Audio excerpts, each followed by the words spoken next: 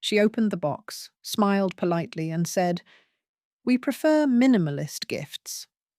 That was all. No thank you. No warmth. Just that sentence, dropped like a stone between us.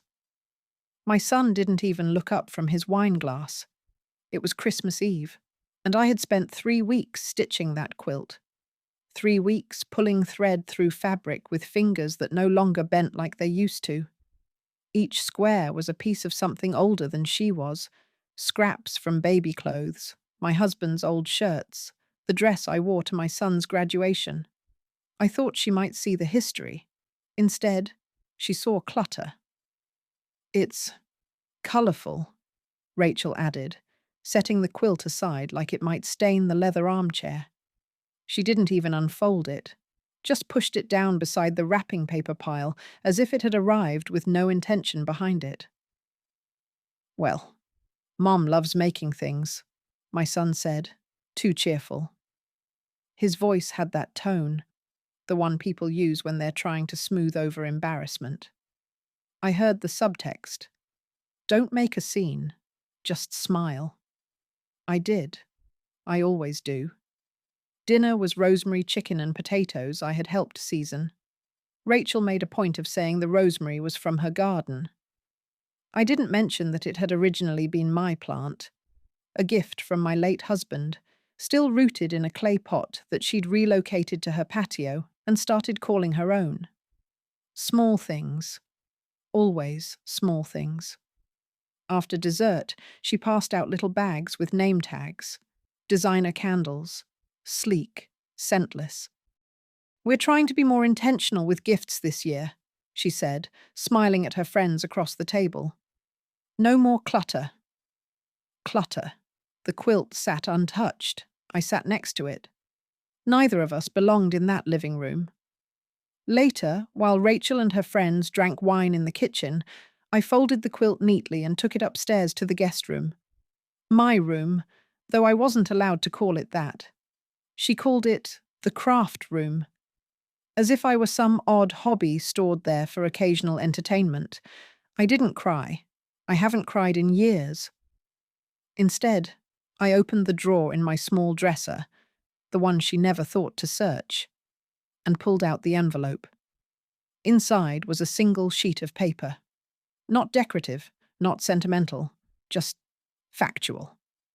Apple Inc. Statement of Holdings. 4,038,221.76. Rachel didn't know about the stock. Neither did my son. No one did. Not even my sister, who once helped me open the account. It started as a joke back in the early 2000s, when my husband said, "Let's buy a little piece of the future." So we did. $10,000 worth. We forgot about it. Until we didn't. For years, I left it alone. Reinvested the dividends, watched the numbers grow. It felt like insurance. Not against death, but against humiliation. Against moments like this. I tucked the paper back into the envelope and slid it under my nightgown pile. Then I sat on the edge of the bed, quilt folded on my lap, and ran my hands across each seam. My fingers knew every stitch. Every story. From downstairs, I heard Rachel's laugh, sharp and clean, like the clink of a wine glass. Then, her voice. "She means well, but honestly, those old blankets? Who even wants that anymore?" They all laughed. I didn't. I smoothed the quilt across my knees. It wasn't just fabric. It was 40 years of trying. And she didn't see it. That's when I made the decision. Quietly. Without fuss. The quilt would stay mine. And so would everything else. I turned off the light, pulled the covers up to my chest, and whispered to the dark. "You prefer minimalist gifts? Good. Then you'll have less to miss." The first piece was from my wedding dress. Ivory silk, worn thin at the hem, where my shoes had scuffed it as I walked down the church aisle with knees trembling and a smile so wide it hurt. My mother stitched that dress by hand. We couldn't afford store-bought, and I wouldn't have wanted it anyway.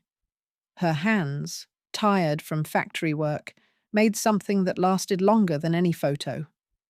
The second piece was from my husband's flannel shirt, the red one he wore every Sunday, even in summer.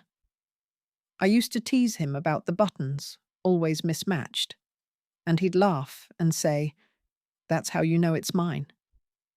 He died in that shirt. I didn't wash it for weeks after, just sat with it folded in my lap, the way I sit now with this quilt. Other pieces came from our first couch cover, faded baby blankets, even the apron I wore every Christmas morning. I remember cutting it into squares, hands trembling just a little, as if I were cutting pieces out of memory itself. Maybe I was. Rachel didn't ask where the fabric came from. She never asked. About anything. My son used to ask. When he was small, he'd crawl into my lap, thumb in his mouth, and tug at my blouse. "Where'd this one come from?" he'd ask, pointing to whatever patch I was working on. I'd make up stories. "This one came from the moon," he'd gasp. "This one from a ship that sank but kept its warmth." He'd giggle. I didn't need truth then. I just needed to feel like something I touched mattered. That night, after Christmas, I couldn't sleep. The house was too quiet. Rachel's minimalist style had stripped every room of softness. No rugs, no curtains, not even photos. Just clean lines and beige walls. A calm space, she called it. But calm and cold are hard to tell apart when you're the only one awake. I walked down to the kitchen for tea. Tiptoed, though there was no one to disturb. In the dim light, I saw the rosemary pot on the windowsill. It was thriving. She watered it now, called it hers, claimed she always had a green thumb. I almost smiled. Let her have that. On the fridge was a card from her mother. "To my beautiful girl and her perfect family." No mention of me, not even a signature that included my son. Just her family. I sat at the table with my tea and remembered a conversation from years ago, just after my husband died. My son had come home from college. He looked tired, too thin. But he hugged me, held on longer than usual, and said, "You okay, Mum?" I had nodded, too quickly. He kissed the top of my head and said, "You're the strongest person I know." He doesn't say things like that anymore. He hasn't in years. Rachel prefers statements like, "She's independent. It's good for her." Or, "She likes her space." As if I were a houseplant that didn't need sunlight. In truth, I had given them space. Too much. Too long. I stayed in the margins. I didn't ask for anything. I cooked when invited. I cleaned up when no one else moved. I brought birthday gifts, offered help, never imposed. But with each act of kindness, they seemed to retreat further. Like gratitude was too intimate. Like kindness was a favor they couldn't repay and so preferred to ignore. The quilt had been my last attempt at softness. Something warm, personal. History made into fabric. But it wasn't sleek. It wasn't brand name. So it wasn't enough. And so I folded my effort and tucked it away. The next morning, Rachel asked if I wanted to join them for brunch. Her tone was polite, perfunctory. I said no. She smiled with relief. They left, and I sat alone with my tea. The house empty, the silence thick. I thought about the apple stock, about what it meant, what it could do. And for the first time, I didn't think of giving it away. I thought of protecting it, not from taxes, not from thieves, but from unkindness. I used to believe inheritance was love extended beyond the grave. Now I saw it differently. It was power, and power should never be handed to the ungrateful. That afternoon, Rachel returned from brunch carrying a white paper bag with gold lettering. Inside was a minimalist ceramic vase, tall, narrow, no flowers. "We saw it at the gallery shop," she said, setting it on the mantel. It just felt right. My quilt was nowhere to be seen. I knew better than to ask. Later, she stood in the kitchen, unwrapping sourdough loaves and laying out olives in geometric rows. I offered to help. No, it's fine, she said, smiling in that way people do when they don't want to say, please leave. I stepped back. I always did. I watched her from the doorway. Her movements were sharp, efficient. The kitchen gleamed under cold lights. The fridge door bore a magnet that read, "Gratitude is a mindset." I almost laughed. When my son came in, she kissed him lightly and handed him a plate.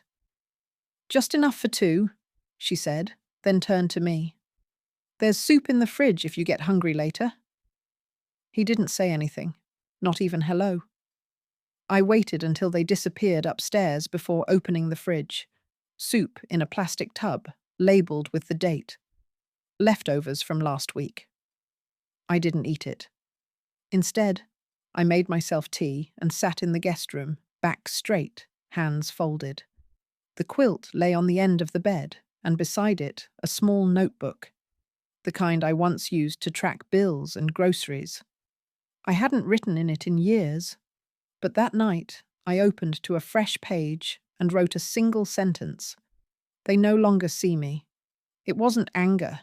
It wasn't grief. It was observation. I once believed that aging would bring invisibility, but I thought it would come from strangers, not my own blood. Not the boy I carried through fevers and heartbreaks, who once held my hand too tightly crossing the street, afraid I'd let go. Now he walks past me like I'm furniture. That evening, I heard them laughing behind their bedroom door. His laugh was muffled, hers too bright. Something inside me clenched, not from jealousy, but from recognition. I was no longer a person in this house. I was a service, a presence, a quiet background. And background doesn't get inheritance. That night, I didn't sleep. I opened my envelope again, checked the total. The Apple stock had grown. A dividend deposit had posted 2 days earlier. I recalculated. 4,038,000. And change. The kind of change that changes everything. I had options. That was the quiet revelation. For all their talk of simplifying, of decluttering, of minimalism, they'd never once imagined that the woman folding their laundry in silence could walk out the door tomorrow and live better than both of them combined. And that knowledge, that precise, unspoken fact, was the first thing that made me feel full in years. The next morning, I asked Rachel if she could drive me to the post office. "For what?" she asked, frowning. "Just a few errands," I said. She hesitated. "Can't it wait until we do the grocery run?" I smiled. "Of course." She turned back to her phone, satisfied. But I didn't wait. That afternoon, while they were both out, I ordered a car. The driver, a soft-spoken woman named Carla, helped me into the front seat without a word. I gave her the address of a small financial office downtown, a place I hadn't visited in nearly a decade. When I arrived, the receptionist blinked at me in surprise. "Mrs. Whitmore?" she said. I nodded. She led me to a private room. I sat across from a man with white hair and kind eyes. "I'd like to make a change to my beneficiaries," I said, and pulled the statement from my purse. He adjusted his glasses. "Understood." No questions, just respect. I signed the forms. Rachel would never know, not until it was far too late. And for the first time in years, I wasn't just surviving. I was planning. I used to believe that if you gave enough, they'd see you, not just notice, but see. See the meals you prepared without being asked. See the sweaters mended at the elbow, the lunchboxes packed with their favourite snacks, the extra blankets placed at the foot of the guest bed when the weather turned. But Rachel didn't see. She scanned. She scanned the house like a catalogue page, measured everything in value she understood: resale, aesthetic, brand, even the Christmas ornaments. One afternoon, I caught her rearranging them on the tree. Mine were too nostalgic, she said. She preferred glass spheres, all white, uniform. I had crocheted angels with thread so thin it sliced my fingers, stars made from cinnamon sticks and twine, a cloth dove from my son's first Christmas, all quietly packed back into the box when I wasn't looking. Later that day, I found them in the donation pile. No one said anything. I left them there. That same week, she hosted a vision board brunch with her friends, women with sharp nails and soft voices, sipping something herbal and sparkling. I stayed out of the way, in the kitchen, folding napkins. At some point, someone asked, "So, is that your mother-in-law?" Rachel waved vaguely toward the hallway. "She's here sometimes," she said, "the way you might refer to a ghost." I stayed behind the wall, listening. "She helps out. It's fine. She likes being useful." Useful, that word again. I went back upstairs and opened my notebook. Wrote 2 more lines. "They use my silence as permission. They think I am safe to ignore." It wasn't bitterness that filled me. It was clarity. The quilt had been a test. Not on purpose, not consciously, but something in me had wanted to offer that softness and see what they did with it, and they'd folded it up like junk mail. So I folded something else. A plan.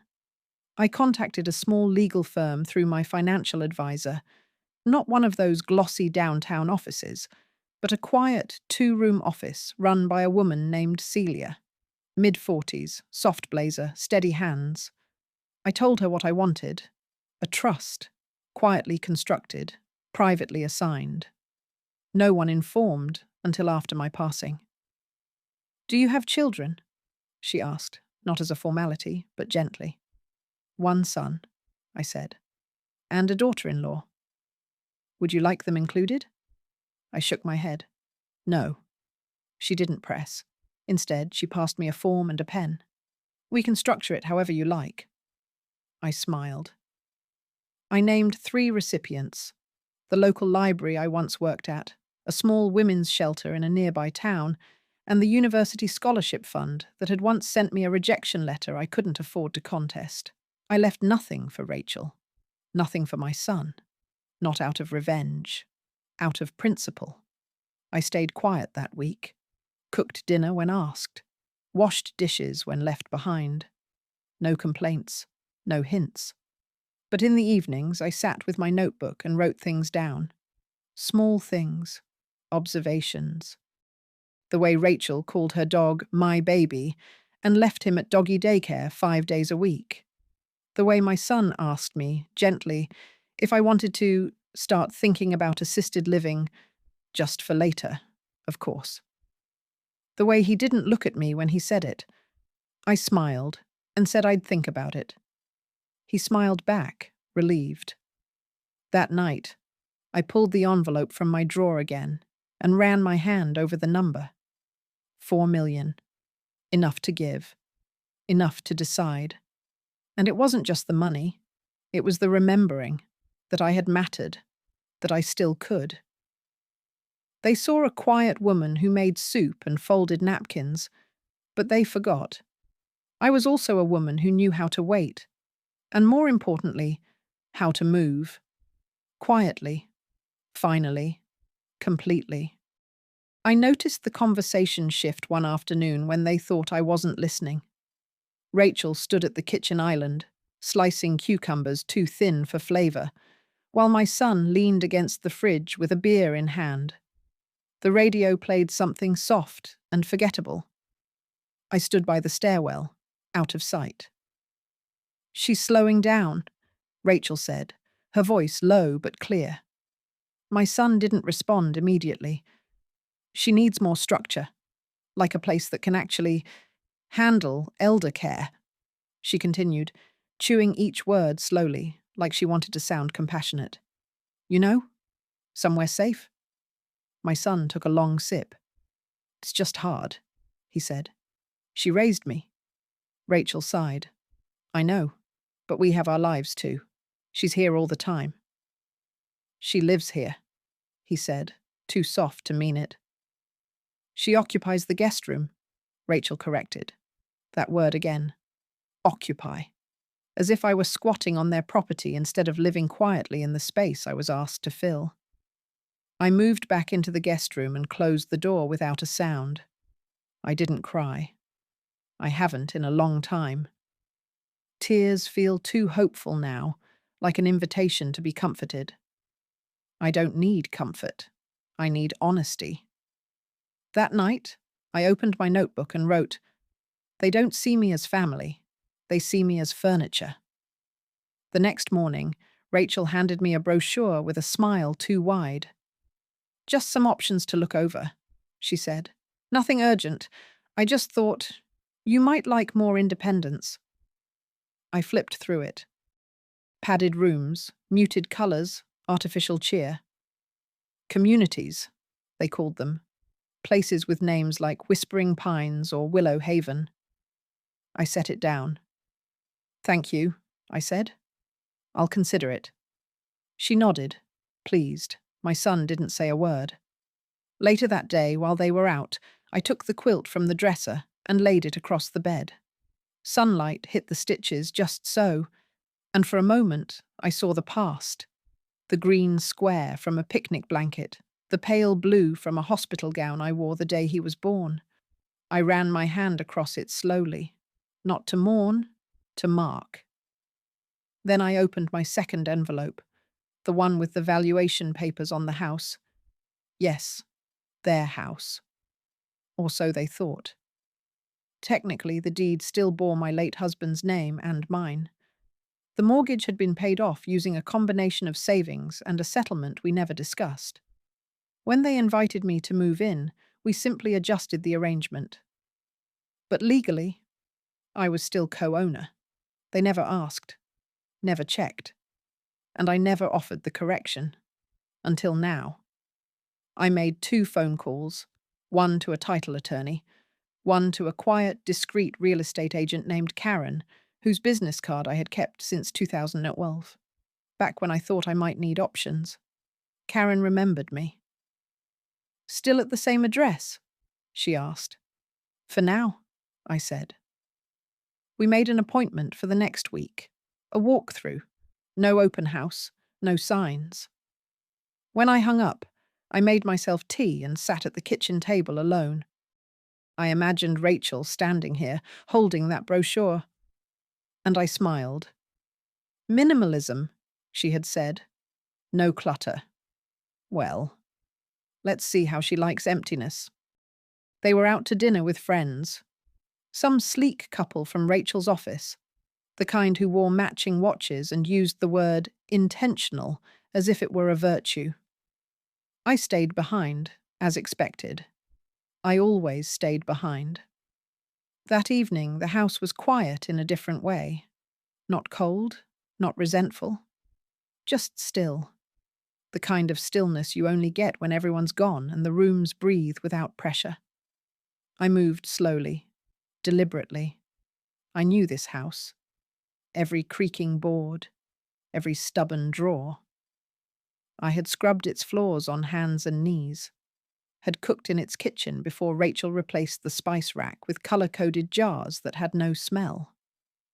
In the hallway closet, behind a box of seasonal wreaths she never used, I kept an old accordion file. I pulled it out, brought it to the kitchen table, and began sorting. Birth certificates, death certificates, the marriage license, the deed, my name, in black ink. On the document, they never once thought to question. When I first moved in, Rachel had insisted on paying the electric bill. "So it's clear who handles what," she said. I let her. I always let her. It gave her a sense of control, the kind that masks itself as generosity. But the house was never hers, not legally, not spiritually. It was built with hands that held me through childbirth and loss. It was wallpapered with Sunday pancakes and late-night study sessions. And even after he died, I had paid the property tax every year, quietly, promptly, without fanfare. I made copies of everything, one for the lawyer, one for the real estate agent, one for myself. Then I slid them back into the folder and tucked it under my bed. By the time they returned, the house was filled with the scent of lavender. Not the expensive, sterile kind Rachel bought in oils, but the old sachets I'd tucked into drawers years ago, now stirred by the shift in air. She didn't notice. The next morning, over coffee, Rachel chirped, "I've scheduled a tour at that community we talked about. Just to look." I nodded.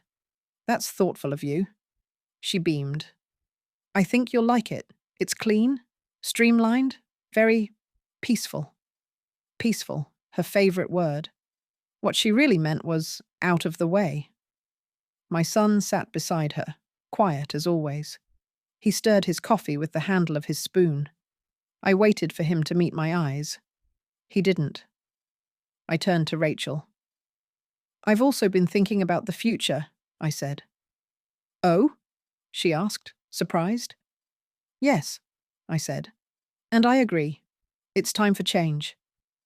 Her shoulders dropped, relief washing over her face like light through glass. "I'm so glad to hear that." "I've contacted a lawyer," I added, "to begin the transition." That made her pause. "Oh, already?" I smiled. I like to be thorough. She reached for her cup with a hand that trembled just slightly. "Of course. Let me know if you need help. We could even go together. Make it easier." I nodded. "I'll manage." She didn't ask what kind of transition. That would have required curiosity. Instead, she smiled and turned to my son. "See, she's finally being practical."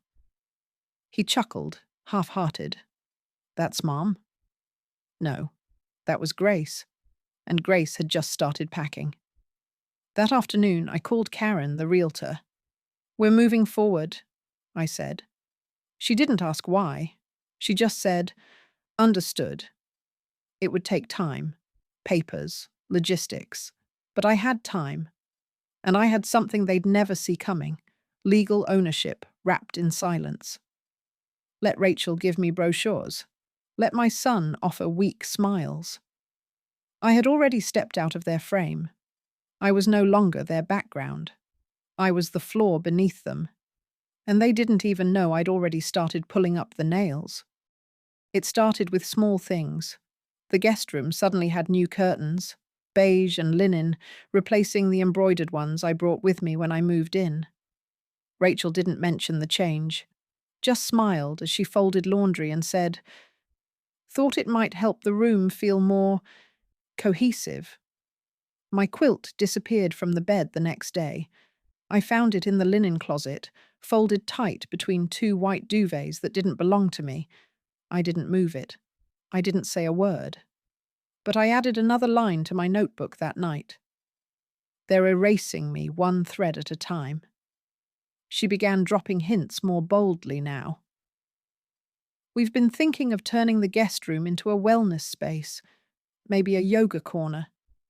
You'd be more comfortable somewhere with, staff."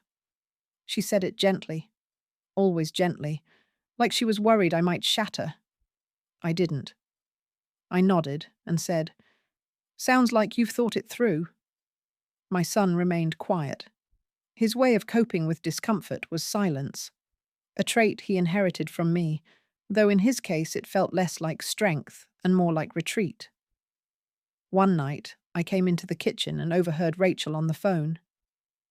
"She's sweet, but it's just constant. She's always here. And I feel bad. But she's not our responsibility forever." A pause, then laughter. "Well, at least she's not spending money. Not like we're in danger of losing the house." "Not in danger." I nearly laughed. That night, I opened the file folder again and stared at the deed. Not because I needed to see it, but because I wanted to remind myself it was real. The house was in my name. Not hers, not theirs, mine.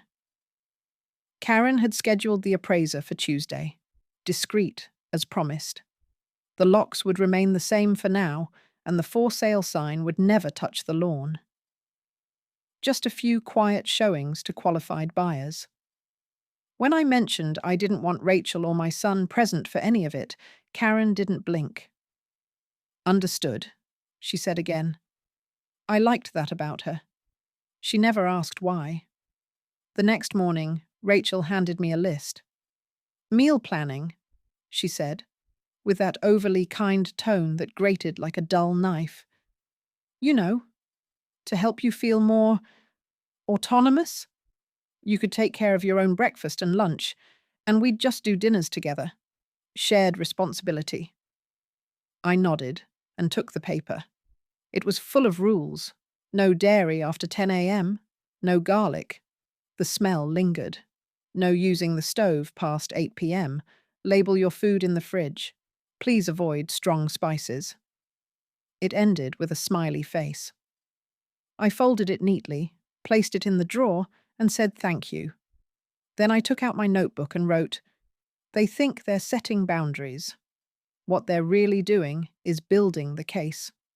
Because every insult, every minimization, every quiet erasure, I was counting it all. Later that week, Rachel hosted another dinner party. I wasn't invited to sit. I served wine, cleared dishes, washed hands that no longer held softness the way they used to.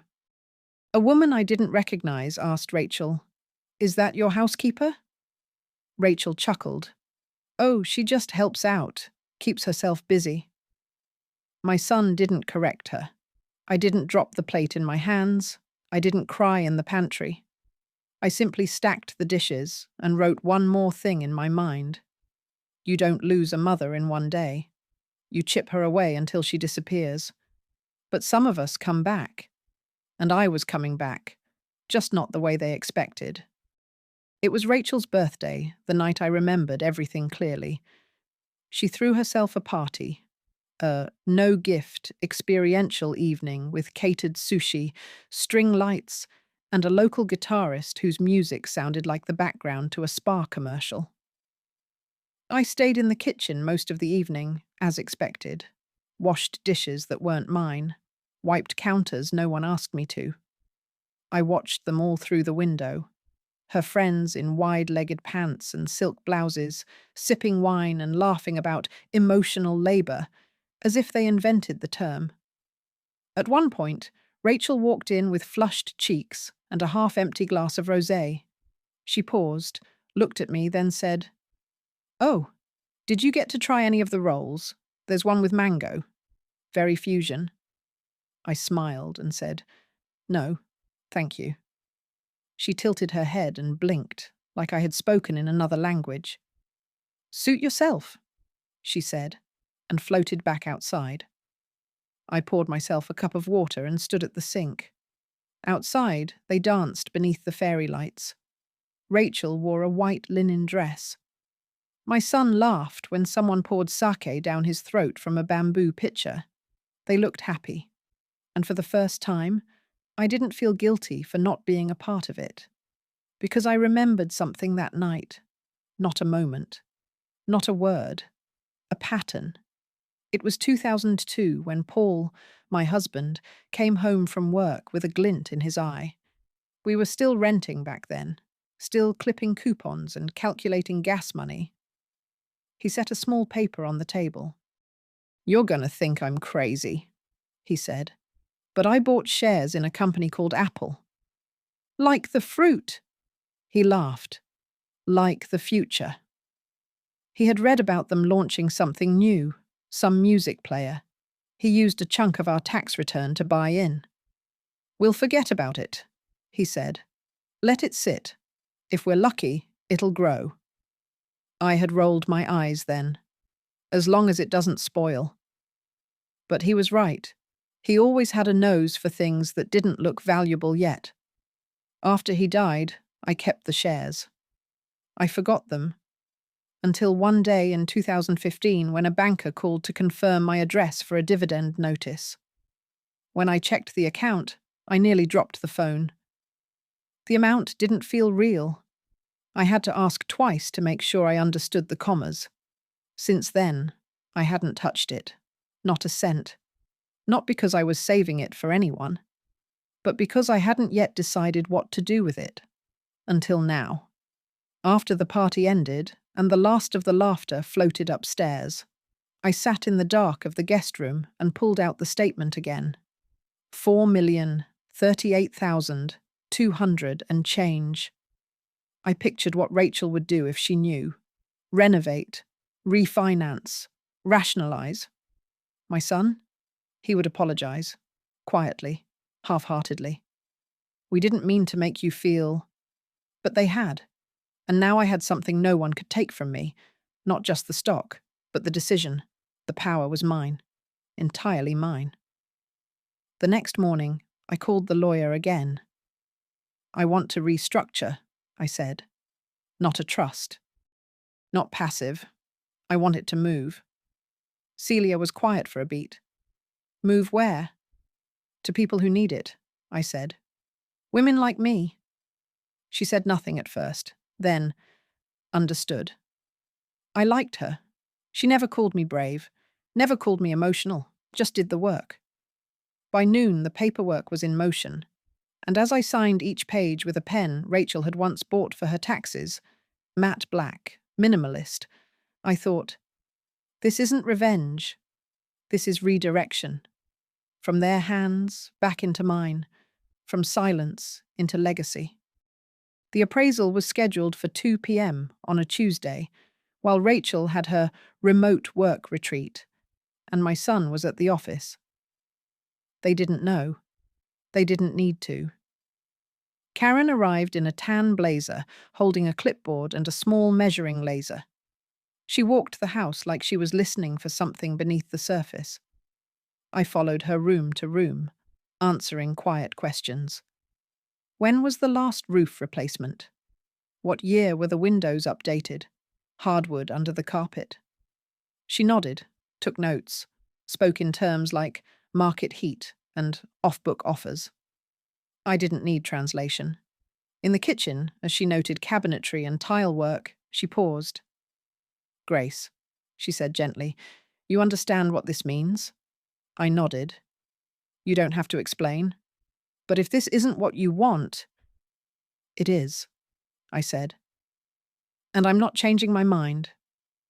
She didn't smile, just placed her hand briefly on mine, the way women do when they don't want to break you with sympathy. That night, I made soup, the kind I used to make when my son was little. Chicken, carrots, soft potatoes, simple and rich. I left it on the stove without a word. Rachel came home late. Her heels clicked sharply on the tile. What's that smell? She asked, setting her keys down. Dinner? I said. She blinked. You didn't need to do that. I know, I said. She stared at the pot, then turned away. I already ate. Of course she had. My son came in 10 minutes later. Is that chicken soup? His face lit up like a child's. There's plenty, I said. He served himself a bowl, sat at the counter, and ate in silence. Tastes like home, he said. I looked at him then, really looked. 38 years old, greying at the temple. Handsome still, but worn in the way men get when they try too hard to ignore what's unraveling at the edges. He didn't look at me. He didn't ask how I was. And I didn't offer. Instead, I went upstairs and opened the small fireproof box beneath my bed. Inside was the revised document, the one Celia had sent overnight. The trust was dismantled. The funds were now under a private foundation. My foundation. Structured to fund housing and education grants for older women displaced by family or circumstance. No fanfare, no nameplates. Just clean, quiet channels of restoration. I sat on the edge of the bed, quilt across my lap, and read through the paperwork one last time. Then I signed, and with each stroke of the pen, I felt something lift. Not weight, not pain. Permission. For decades, I had asked silently for permission to belong, to be included, to be seen. Now I was giving it back, to myself. I placed the signed copy in the envelope, sealed it, and wrote Celia's address in careful script. The next morning, I dropped it in the mailbox myself. No courier, no witnesses, just me. And for the first time in years, the day felt like mine. The day after I mailed the papers, Rachel stood in the living room with a brochure in her hand. Another one. This one glossier, more insistent. The cover featured an older woman laughing in a garden, surrounded by people in matching polo shirts. A staged kind of joy. "I scheduled a tour," she said brightly. "Tomorrow morning. You don't have to commit, just look. Keep an open mind." I glanced at the brochure. "Will there be roses?" I asked. She blinked. "What?" "In the garden," I said. "Roses? My husband used to say a garden without roses isn't really trying." She frowned slightly, unsure if it was a joke. "I'm not sure. But the grounds are very well kept." I nodded and folded the paper in half, then in half again, then in half again, until it was small enough to slip into my apron pocket. "Thank you," I said. That evening, I wrote another note in the back of my notebook. Not a thought. A reminder. Let them believe it's their idea, because power isn't always loud. Sometimes it's the quiet nod that leads someone exactly where you want them to go. Karen called the next day. "Private buyer, cash offer, wants to close quickly." I leaned against the kitchen counter and looked out the window. Rachel had planted succulents in a line along the patio, clean and symmetrical. She called it curated nature. "Send it to my attorney," I said. She paused. "You don't want to counter?" "No," I said. "Let's keep this clean." It wasn't about squeezing value. It was about ending the page. That night, I watched them laugh over takeout. Rachel complained about work. My son nodded in agreement, eyes on his phone. Neither asked me how my day was. Neither noticed the envelope on the table, the one Karen had dropped off with the final contract. I picked it up, carried it upstairs, and sat at the desk. No hesitation. I signed. Celia called that afternoon. "We're filed, legally transferred. You should get the confirmation in the mail, but it's done." "Thank you," I said. And I meant it. Not just for the paperwork. For the silence. For the way she never asked why a woman like me needed to move mountains so quietly. That night, I made my son's favorite, pan-seared trout with lemon and thyme. Rachel wrinkled her nose but said nothing. After dinner, I poured myself a glass of water and stood in the hallway, listening to them clean up. Rachel muttered something about clutter. My son sighed. Then he said, "She's trying. Let it go." A pause. Rachel said, "She's stalling." I smiled to myself. If only they knew what I'd already done. Not stalling, just settling accounts. The envelope arrived on a Friday morning. Pale blue, heavy paper, my name printed cleanly on the front. Grace Whitmore. No Mom, no Grandma, just me. Inside was the official confirmation. Sale closed. Funds transferred. The house now belonged to someone else. A woman named Teresa Lynn, recently retired from teaching, looking for a quiet place with good light and kind bones. I liked that description. Kind bones. I placed the letter back in its envelope and tucked it into the drawer beside my wedding ring. At breakfast, Rachel chirped, "So, have you given any more thought to the tour?" I stirred my oatmeal. "I have," I said, "and I think you're right." Her eyes widened slightly, surprised by how easy it was. "You'll love it," she said. "They even have gardening space." "Roses?" I asked again, smiling. "Probably," she said, distracted already by her phone. Later that afternoon, my son pulled me aside while Rachel was out front sweeping the patio. "You don't have to go if you don't want to," he said, voice low. I looked at him. Really looked. The boy I'd raised was still in there somewhere, behind the hesitation, behind the fear of conflict. "I know," I said. I don't want you to feel pushed." "I don't," I said, and meant it. Because this time it wasn't them pushing. It was me choosing. That evening, while they watched a movie and argued softly over subtitles, I packed a single suitcase, nothing heavy, no boxes.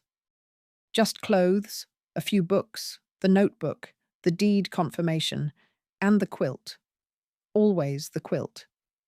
I placed it last, folded carefully, like it might crack. Then I sat at the small desk in the guest room and wrote a note. Not a plea, not an explanation, just the truth. "Rachel, thank you for showing me what I needed to see. The house was mine. Now it belongs to someone else. I wish you both peace, and I hope you find a space that feels like your own. Grace. No mom, no love, just Grace." I left it under the kettle she never used, the one I brought from my first kitchen, heavy and dented, still boiling water better than any of her smart devices. At sunrise, I walked out the door. No one noticed. The lock clicked softly behind me, and for the first time in a long, long time, I didn't look back. I took the train. Not a plane, not a hired car. Just a quiet, early morning train that slid through towns I didn't know and hills that looked like memories. Soft, distant, fading. My destination wasn't dramatic. A small coastal city 3 hours south, the kind people pass through on their way to somewhere flashier. I had rented a furnished apartment there. Short-term lease, balcony with a view of the ocean if you leaned just right. The key was waiting at the desk. No questions asked. Just a man in a blue polo shirt who handed me a folder and said, "Welcome, Ms. Whitmore." Ms. Whitmore. I carried my suitcase up the stairs myself. No one offered to help, and I didn't need them to. My legs ached, yes, but I liked the way it felt. Doing something with no audience, no judgment, no one waiting for me to finish so they could move on. The apartment smelled of lemon and wood polish, clean without being cold. One bedroom, a window over the sink, a battered armchair that someone else had broken in. It was perfect. I unpacked slowly. Quilt over the foot of the bed, books on the windowsill, notebook on the nightstand. Nothing more. Then I made tea. Mint, the kind my husband used to grow in tin cans outside our first home. And I stood on the balcony, cup in hand, while the sea breathed in and out beneath a sky the colour of tin. I didn't feel triumphant. I didn't feel proud. I felt right. That evening, I turned off my phone. Not silence, stillness. There's a difference. The next day, Celia called to confirm the final transfer of funds to the foundation. Everything was active. Distributions would begin within the month. "I know you asked for anonymity," she said, "but would you consider choosing a name? Something for the record." I paused, then said, "The Quilt Fund." She chuckled softly. "That's lovely." "It's accurate," I said. After I hung up, I sat in the chair by the window and wrote the name at the top of a fresh notebook page. The Quilt Fund. For women who have been folded too small for too long. That evening, the sun dipped behind the water like it was exhaling. I sipped tea and thought of the house. The quiet footsteps, the echo of plates, the way Rachel used to hum under her breath when she thought no one was listening. I didn't hate her. Hate is too big a gift to give someone who gave you so little. No, what I felt was relief. She no longer had anything of mine, and soon she would learn just how much she'd never even noticed she'd lost. Not because I would tell her, because someone else would, and not out of cruelty, out of closure. Because not every story needs revenge. Some just need an ending. The letter arrived on a Thursday, couriered, certified, signed for. Rachel was the one who opened it, of course. She always opened the mail. My son hated paperwork, said it gave him a headache. So she opened it, and her world cracked right down the middle. Inside was the formal transfer document, title reassignment, escrow confirmation. Effective immediately, the house at 127 Belmar Lane no longer belonged to Grace Whitmore. It now belonged to Teresa Lynn. Along with it, a 30-day notice to vacate, signed by the new owner. The letterhead bore the name of the firm Rachel used for her own estate planning, Neat Symmetry. I imagine the silence hung heavy after that. My son probably reread the paper 3 times, looked for a loophole, said things like, "This must be a mistake." Rachel probably reached for her phone before she even finished the last line. I know, because it rang. 4 times. No voicemail. Then again. And again. 12 times in 2 hours. I didn't answer. Not because I was angry. I wasn't. I was done. That evening I made stew, threw in whatever vegetables I had in the fridge, let it simmer low while the radio played jazz from somewhere across the room. The steam curled up like forgiveness, slow, without fanfare. By morning, she had left a voicemail. Just one. "Grace, we got something in the mail. I don't understand what this is. Can you call me back? Please? We're really confused." That word, we. She always used it like a shield. Like pluralizing the hurt would soften it.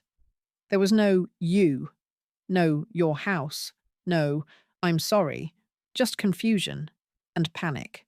By the next day, it had turned to anger. A new voicemail, clipped and tight. "You can't just sell the house. We live here. This was our home. You've really crossed a line." Then another. "Do you know what you've done? We have nowhere to go. This is cruel."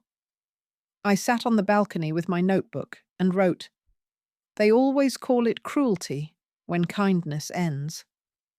I received a message from Karen around noon. Rachel had called her office pretending to be me, tried to cancel the sale. The receptionist had been brief. "Miss Whitmore has authorized all actions. There is no reversal." The next day, my son called. He didn't yell, didn't plead. He just said, "Mum, what happened?"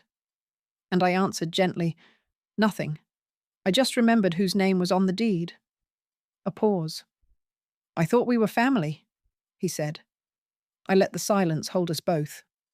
Then I said, "So did I." He hung up. 3 days later, a moving truck parked in front of the house. Neighbours slowed their walks. Someone peeked from behind a curtain. Rachel stood on the porch with her phone clutched tight in one hand, giving orders. My son carried boxes, shoulders hunched. They didn't speak to each other. The rumour mill churned fast. "She's getting kicked out." "No, she's squatting." Can you believe her own mother sold the house? I could. I had. When Rachel finally rolled the last suitcase down the walkway, I imagine she thought I might call, that I might offer a lifeline, a spare room, a second chance. But I didn't, because she hadn't seen the first one for what it was, and I don't repeat lessons that were ignored the first time. It was dusk when the intercom buzzed. I had just poured myself a cup of mint tea, the kind I'd learned to steep slow, letting the leaves unfurl like breath. The sea outside whispered against the rocks. The air smelled of salt and something older, something clean. I checked the screen. Rachel. Alone. No suitcase this time. Just a handbag clutched tight and her eyes, rimmed red, swollen. Her hair was pulled back, but not carefully. Her lipstick faded at the corners. She looked like a woman who had run out of strategies. She buzzed again. "Grace," she said into the speaker. "Please, just for a minute. I don't know where else to go." Her voice cracked. She touched her fingers together like a prayer. "I know I wasn't kind. I know that. But we're lost. And I'm sorry. Really." I stood in the kitchen, hands wrapped around my cup, letting the steam rise and soften the air. The camera showed her stepping back, hugging herself against the wind. I thought of the day she folded my quilt without opening it, the day she labeled me as helpful. The word clutter, the empty photo frames, the beige walls. Then I thought of the rosemary plant, the one she took credit for watering. And I smiled. I stepped out onto the balcony. She looked up, startled.